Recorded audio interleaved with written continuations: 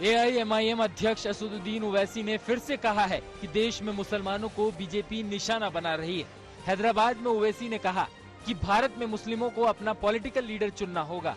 ओवैसी ने कहा कि जब तक आप अपने नुमाइंदों को नहीं चुनेंगे, नफरत का तूफान नहीं थमेगा। हैदराबाद में ईद मिलन का कार्यक्रम वैसे तो मजहबी था, लेकिन इसमें ओवैसी ने हैदराबाद से लेकर मध्य प्रदेश और बिहार से लेकर दिल्ली तक की सियासत की बात कर ली। ओवैसी ने देश भर के मुसलमानों के लिए अपना अलग मंत्र दिया। देश में बढ़ती धार्मिक असहिष्णुता के मसले पर AIMIM प्रमुख असदुद्दीन ओवैसी ने केंद्र सरकार पर बड़े आरोप लगाए। ओवैसी ने मुस्लिमों पर हो रहे अत्याचार को लेकर आवाज नहीं उठाने की शिकायत करते हुए तेलंगाना में आशरीन के पति की हत्या के मुद्दे पर भी बयान दिया। ओवैसी ने कहा कि वो आशरीन के पति नागराज की हत्या की निंदा करते हैं, लेकिन देश के PM मुसलमानों की हत्या पर चुप क्यों रहते हैं। वाराणसी की ज्ञानवापी मस्जिद में वीडियोग्राफी का काम आज भी जारी रहेगा। शुक्रवार को मस्जिद में सर्वे का काम शुरू हुआ। जब यहां टीम पहुंची तो दोनों पक्षों की ओर से जमकर नारेबाजी की गई। हालांकि वहां काफी संख्या में पुलिस बल मौजूद था और प्रशासन ने हालात को काबू में कर लिया। लोगों ने बताया कि अक्सर जुमे की नमाज के लिए यहां ऐसी भीड़ होती है। हालांकि स्थानीय लोगों का कहना है कि वीडियोग्राफी और सर्वे को लेकर यहां बड़ी संख्या में लोग जमा हुए थे। मथुरा में श्री कृष्ण जन्मभूमि और शाही ईदगाह मस्जिद विवाद पर कोर्ट 19 मई को फैसला सुनाएगा। दरअसल श्री कृष्ण जन्मभूमि की 13.37 एकड़ भूमि के स्वामित्व की मांग को लेकर याचिका दाखिल की गई।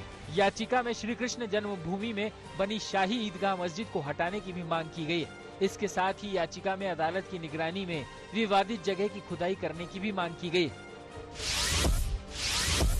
बिहार के मुख्यमंत्री नीतीश कुमार ने चुनावी रणनीतिकार प्रशांत किशोर पर पलटवार किया है।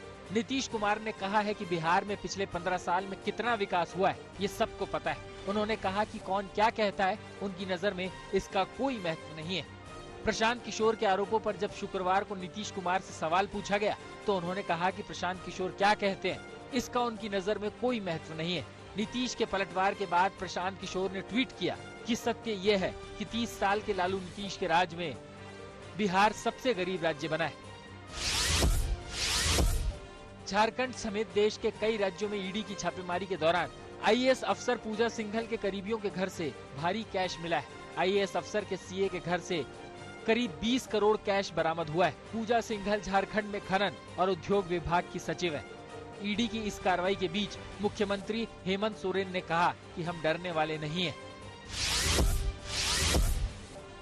दिल्ली में कोरोना के केस लगातार बढ़ रहे हैं। बीते 24 घंटे में दिल्ली में कोरोना के 1600 से ज्यादा केस आए। शुक्रवार को राजधानी में कोरोना के 1656 नए केस मिले। हालांकि इस दौरान एक की मौत हुई है। दिल्ली में कोरोना के एक्टिव केस 6096 हो गए।